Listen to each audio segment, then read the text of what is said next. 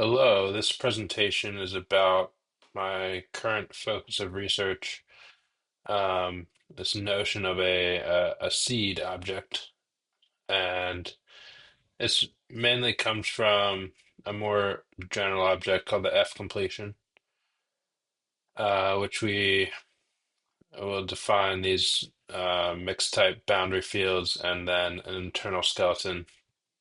So the seed is um, denoted MathCal S, and it's a triple of structures. It's a subset of this F completion or foliational completion of some space X with vertex set V.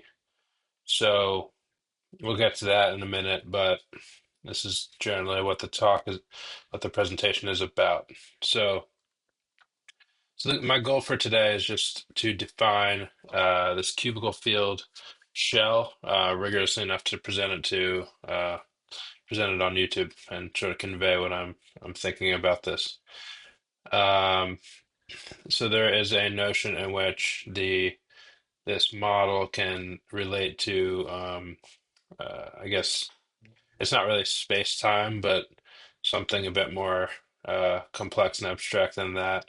It's a we can see that um, that the cube is the base chamber um, whose completion carries the seed. Let's get right into this. So we'll have boundary Minkowski behavior, but again, the whole object is not a standard space-time in the classical sense. So we'll define X to be the unit cube, boundary of X is the union of the faces. A standard Lorentzian spacetime has one non-degenerate metric with one coherent time direction. And in this case, each face admits its own mixed type two-dimensional geometry. And the interior object is not ordinary Minkowski space. So the interior object, the bulk, is a completed foliational geometry with a furnished seed. So that's that foliational completion, and then with the seed as a subset. Um, so, so yeah, the correct language here is cubical stratified mixed type field geometry, and not to be confused with an ordinary spacetime. Uh, so the ambient cube and boundary panels. Each panel is a square coordinate chart. Um, and the we have that. So the six faces are just going to form the external measurement shell. So the outer shell is where the fields are going to be placed. And each face gets its own coordinate pair, its own four reciprocal log modes, and we have compatibility across edges. So the four fields on each face are going to have these particular fields. These are reciprocal log sort of functions, modes attached to both coordinate directions and both endpoints. So we'll place those four, fields, and the superscripts record direction. And these are definitely not plane waves, they're transport modes, in particular in reciprocal logarithmic scale. So not your usual Cartesian scale or whatever. So why are there 24 boundary fields? There's six faces, four fields per face. So we'll define the fields. We'll define those phi, capital Phi sub S, which inputs a boundary of X, and that's just equal to the fields on the face. A face is a subset of boundary of X, and alpha is in U or V, the coordinates. So the order will be 6 times 4 equals 24. The boundary is a 24 channel, basically a reciprocal log field shell. And these channels can be treated as incoming, outgoing, reflected, or edge glued modes. The reciprocal log coordinate. So the field becomes radial after changing variables. R equals negative log U equals e to the negative R, and R is an element in the real half line. Um, so we basically get it's originally an exponential of s over log u, but with the change in coordinates, we get this more radial coordinate coordinate end or radial end. So the boundary coordinate endpoint becomes like an infinite radial end, and this is why the fields behave like cone and transport modes. The geometry is naturally adapted to completion collapse and cone local analysis. So mixed type metric on a face. So we're gonna have this mu sub f. So on each face, we're gonna have coordinates. We're gonna have some coordinates, and defined to be like that: u minus one half quantity times v minus one half, and then our metric tensor is going to be du squared minus mu of sub f of uv times dv squared, something like that. Um, that's just the general form. So if we can record our uh, type changes, if mu sub f is greater than zero, the metric has Lorentzian signature. If mu sub f is less than zero, the metric has Riemannian signature, and if mu sub f equals zero, the metric degenerates and type changes. So essentially, we get this type change cross where you can see that there are Euclidean patches in this face, and there are Lorentzian patches in different parts of this face. And if we cross from say E to L, we are going to change cross the type change curve, and the signature will change here. So the type change locus. So the lines are where boundary theory changes character. We're going to have the C sub f equals the union of those where the type change occurs. So just U equals one half, union with V equals one half. And C sub boundary of X equals the union of all faces. Um, so we get the union of those of the type change curves per face, and that is the total type change curve set. So each face is divided into four chambers by the cross. The cross acts like a gate or mirror or seam for the reciprocal log fields. And across all six panels, these seams form the boundary stratification.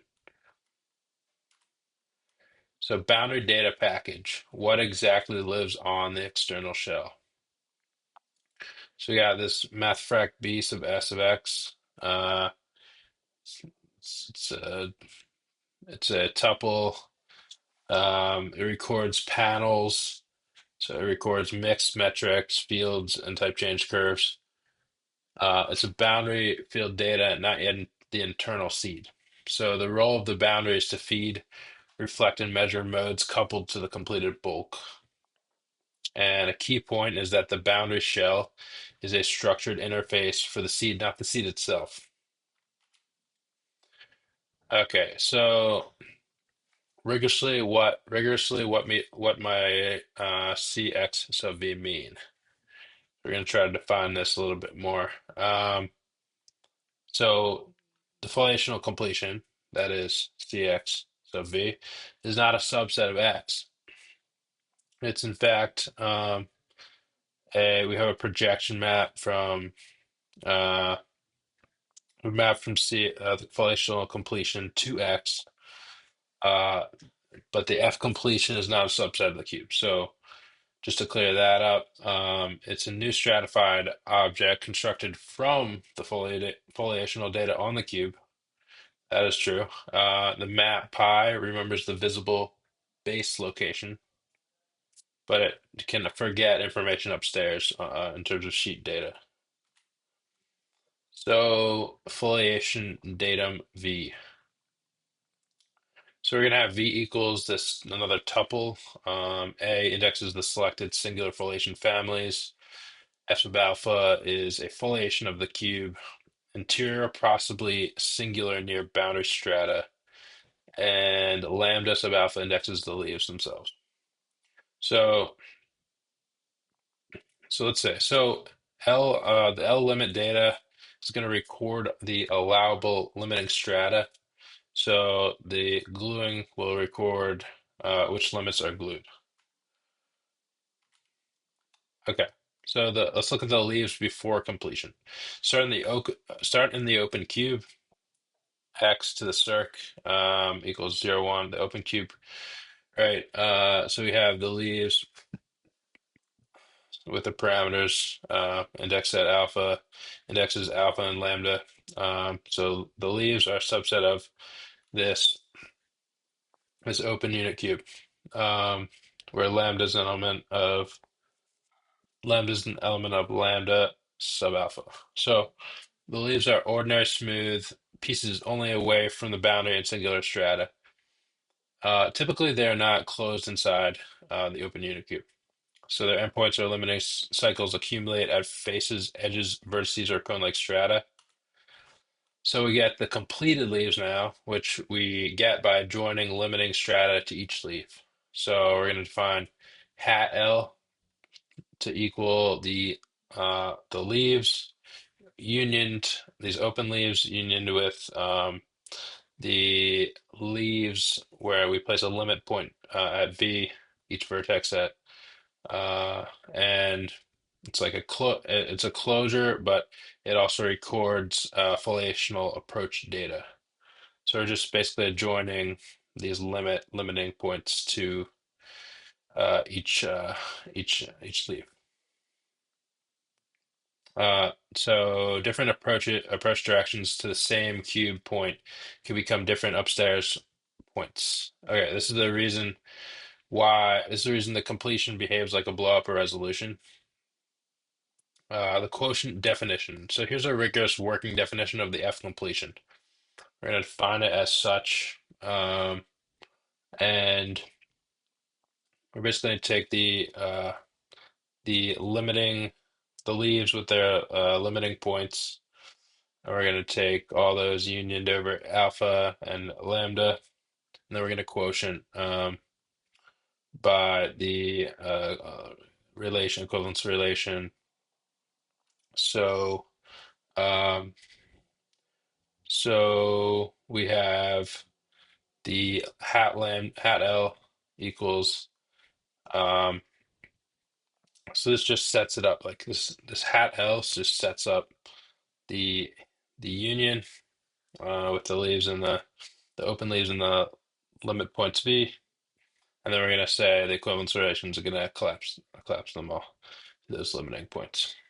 So first, so we form the disjoint union of all completed leaves, then identify limiting strata according to the gluing relation prescribed by V, and the result is a stratified quotient space. All right, so projection back to the cube. The completion maps to the base chamber. All right, so we have the projection map from foliational completion to X.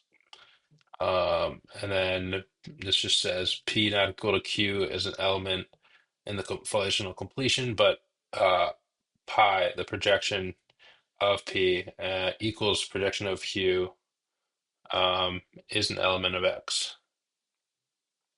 So the projection basically it's basically sending a An upstairs completed leaf point to its visible base location, and the fiber positive -1 of X can contain multiple foliational directions or sheets. So the foliational completion is built from X, not contained in X. So here's an analogy from a blow-up analogy, a familiar model for why new points appear upstairs. Okay, so we get the blow-up is not a subset of R2. It replaces a point by its approach directions. So similarly, the foliational completion replaces selected cube strata by foliational limiting data. This makes singular limits available as honest strata. So the n equals 3 leaf picture, generic completed leaves can become football overfolds. All right, so the leaf, so each leaf is, let's say it's diffeomorphic to unit interval, open interval, Cartesian with its S1 copy. So we're basically gonna get something like an open cylinder. Um, and so when we adjoin, or sorry, yeah, when we adjoin, uh, yeah, so we adjoin the limiting points, and then we classify the foliation or the equivalence relation. We're gonna get uh S2, so football overfold with two cone points A, B. Um, the open cylinder has two limiting ends. Collapsing or completing those ends produces football or two overfold, and this is the local model between the seeds sheets. So the seed as furnished subobject.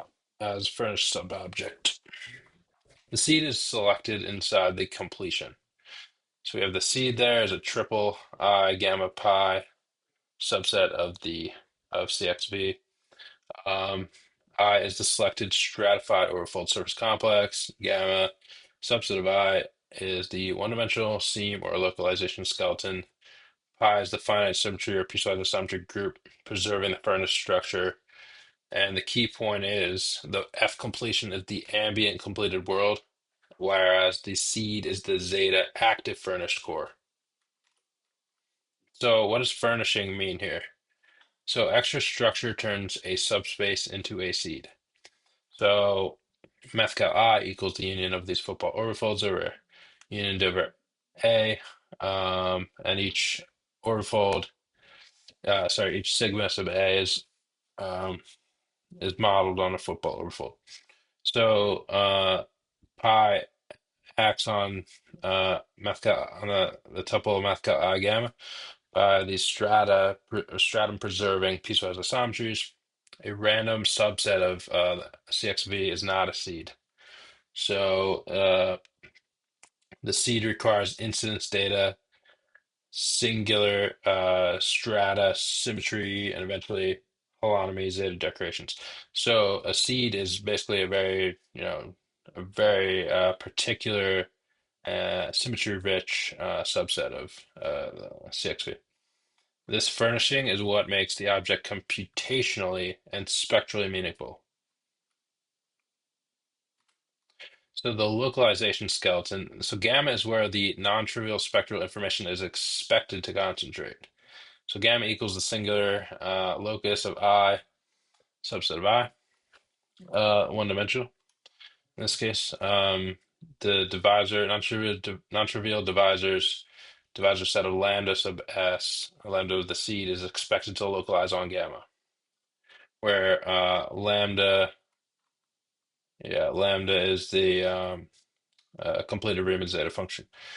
So regular two-dimensional regions should contribute bulk factors or holomorphic units. Cone points contribute local cone factors, and the seam graph carries winding holonomy and graph zeta data. All right, so the seed projects down to the base chamber. So the projection seed is a subset of X, and S, the seed is a subset of foliational completion.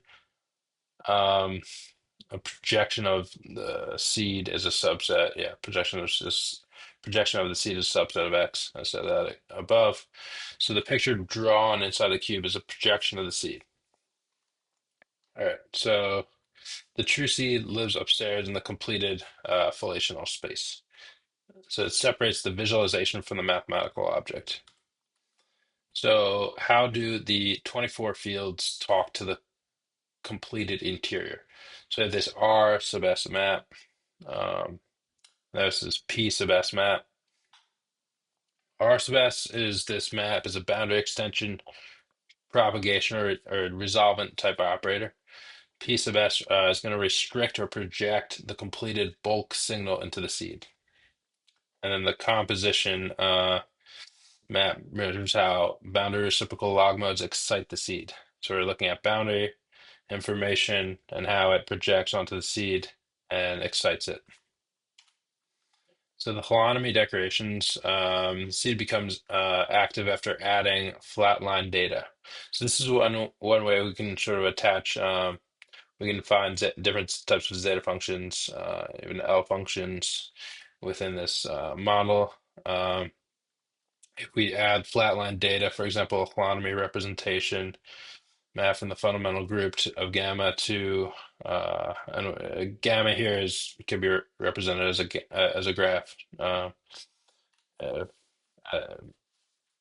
it can be given more uh,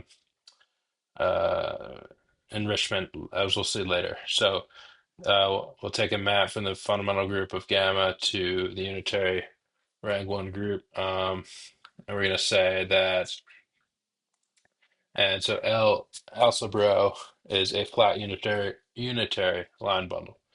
The graph alone gives combinatorics, holonomy gives phase sensitive spectral data. Piecewise isometries act on characters by pullback and twisting, and this is where the seed begins to resemble a zeta machine. So let's look at graph zetas on the skeleton. So we'll look at the Hashimoto structure, and it's defined as spectral core. So we'll define that to be a determinant of I, and where this I is different than the uh, than the I before that I wrote. This is the identity matrix.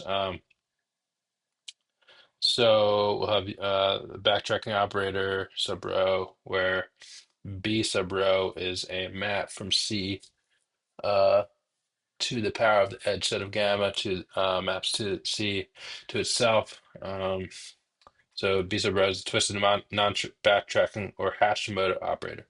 The determinant is finite dimensional once the skeleton is fixed. This gives a clean bridge from the geometry to computable zeta data. Symmetry and averaging. The piecewise isometry group organizes the zeta data.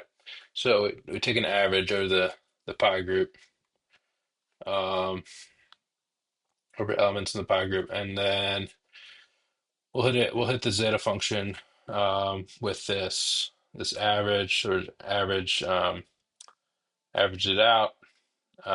It's a sum of the higher zetas with the formal variable u, and we're going to basically twist the holonomy with these delta elements in pi. So these piecewise isometries are the equivalent. The norm is basically the same thing, but we're gonna do a product over the elements in the pi group. Uh, different These are different ways to isolate different meaningful quantities, and each give a different sort of approach, different benefits of using one or the other. So the average emphasizes the invariant special content norms are going to package all the symmetry images multiplicatively, and it's the finite geometric analog of a Galois orbit construction. So theta reciprocity. So cone local modes and loop modes should be related by duality. So we take the classical Jacobi theta, but we're going to view um, the cone, so we're going to label it the cone theta function of t because we're going to examine the local cone, the cone local spectra, which we can do via Cheeger type results, and we get this reciprocity, this famous reciprocity uh, identity. So the takeaway is that T maps to 1 over T becomes S maps to 1 minus S after Mellin transform. So the high energy cone local data should toggle to low energy graph loop data. So we basically look at the cone local data or spectra, and we're going to just hit it with this identity that's very well known, and we're going to toggle, be able to swap it with the winding numbers on or winding data, low energy loop data on gamma. So the boundary reciprocal log modes provide a natural source for Mellin collapse, and this is the conceptual route toward completed zeta symmetries. So where does the Riemann zeta enter? A completed scalar factor should arise only after collapse or averaging. So we're going to take the lambda function of the seed, and this is just that it's just equal to the Mellin transform of the theta function. So we're basically gonna hit the theta function with a Mellin transform, and we basically get the gamma factor, which is pi to the negative s over 2 times gamma of s over 2 times zeta, and that function has that s maps to 1 minus s symmetry. Um, and the goal will be just to be um, to let the zeta function emerge from Mellin transform of average geometric spectral data, trace data. And the big problem here is to make this factorization precise and prove that the unit term is harmless. So we want to prove that the cone point spectra um, cannot contribute to zeros in the lambda function. The regular part, so that surface connecting the cone and gamma, the cone points in the gamma set, cannot contribute any zeros. These both need to be holomorphic units, and then by exhaustion we can then say that gamma must be responsible for the non-trivial divisor information. So the signature change as a gate. The boundary halfway lines act like control loci. So recall our definition of the uh, curves of type change. Um, so it equals the set of when the determinant g sub f equals 0. So we're going to get like elliptic region, hyperbolic regions, and mixed type geometry lets the same panel support this propagation and constraint-like behavior. So the type change cross can mediate reflection, localization, and mode conversion. This definitely mirrors the role of gamma as an internal seam inside the seed. So what is rigorous right now? Um, the foliational completion CXV is rigorous. The boundary fields uh, and the mixed metrics, the foliation datum, the completed leaf quotient, the seed subobject, these are all pretty rigorous. What's conjectural is the precise analytic map for the boundary fields to the zeta functional equation, and more generally the exact uh, the exact maps from the boundary fields, the boundary information to the bulk and the seed. So the next task is to define the operator R sub s and also prove regular bulk terms are units and isolate gamma. So the final picture is that the cube is a field shell, the completion is the arena, and the seed is the zeta active core. So we just drilled down successively like that.